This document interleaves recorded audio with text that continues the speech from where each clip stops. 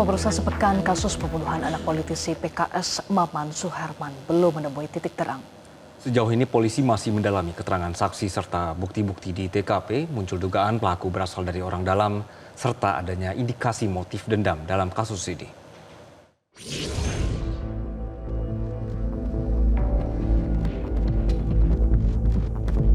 Tidak ada security pribadi. Pada saat kejadian itu hanya ada dua orang, antara adik yaitu korbannya bersama kakaknya. Ada CCTV, cuman dalam keadaan rusak. Pasti pelakunya adalah orang di dalam. Bukan sekedar niat untuk melukai, tapi ada indikasi bahwa dia itu sangat-sangat marah.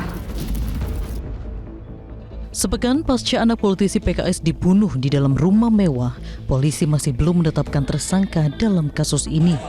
Sejauh ini, penyidik Satreskrim Polres Cilegon telah memeriksa 8 orang saksi yang terdiri dari anggota keluarga dan masyarakat sekitar guna mengungkap tabir kematian bocah kelas 4 sekolah dasar bernama Muhammad Axel Herman Miller.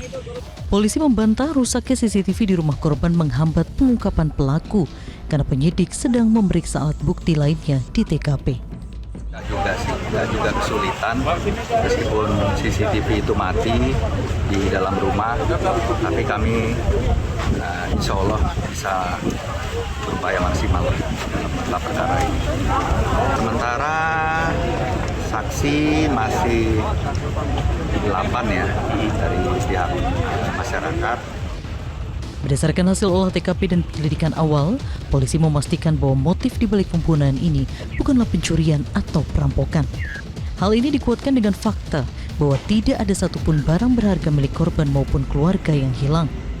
Kriminolog Adrianus Meliala menyoroti tindakan pelaku yang dapat masuk ke rumah dan mengetahui kondisi rumah. Patut diduga ada keterlibatan orang yang mengenal situasi rumah korban. Rumah tersebut itu rumah kekar ya, dan untuk masuk ke rumah tersebut atau ke wilayah itu juga harus melalui pengamanan. Dengan kata lain, ketika dikatakan bahwa tidak ada orang yang keluar masuk dari rumah tersebut, tidak ada orang yang memaksa masuk dan juga memaksa keluar, maka pasti dipastikan bahwa pasti pelakunya adalah orang di dalam, orang yang menjadi anggota keluarga atau yang berada di rumah itu. Sementara itu, kriminolog Hanifah Hasnah membuka kemungkinan adanya motif dendam dalam kasus pembunuhan ini. Ia menyoroti jumlah luka tusukan pada tubuh korban yang mencapai 19 luka tusuk sebagai indikasi luapan emosi pelaku. Biasanya kasus-kasus seperti ini yang disebut dengan overkill gitu ya, karena ada luka tusukan yang berulang dan ada luka bekas benda tumpul itu mengindikasikan adanya emosi yang sangat intens. Seperti adanya kemarahan, kepanikan yang ekstrim, atau kehilangan kontrol. Jadi bukan sekedar niat untuk melukai, tapi ada indikasi bahwa dia itu sangat-sangat marah gitu ya, ada emosi yang meledak-ledak gitu. Tetapi overkill ini juga tidak selalu berarti spontan. Maksudnya gini, ketika dia sudah menyerang, terus spontan dia melakukan terus-terusan. Bisa juga menunjukkan upaya memastikan bahwa korban sudah benar-benar kehilangan nyawanya. Pihak keluarga menyatakan telah menyerahkan sepenuhnya proses hukum kepada kepolisian dan berharap agar kasus ini diusut secara transparan tanpa adanya intervensi. Mereka menuntut agar pelaku segera ditemukan dan dijatuhi hukuman seberat-beratnya sesuai dengan undang-undang yang berlaku.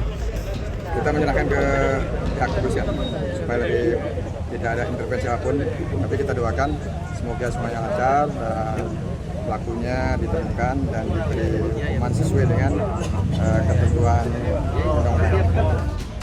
Tim Liputan Metro TV. Jelajahi cara baru mendapatkan informasi. Download Metro TV Extend sekarang.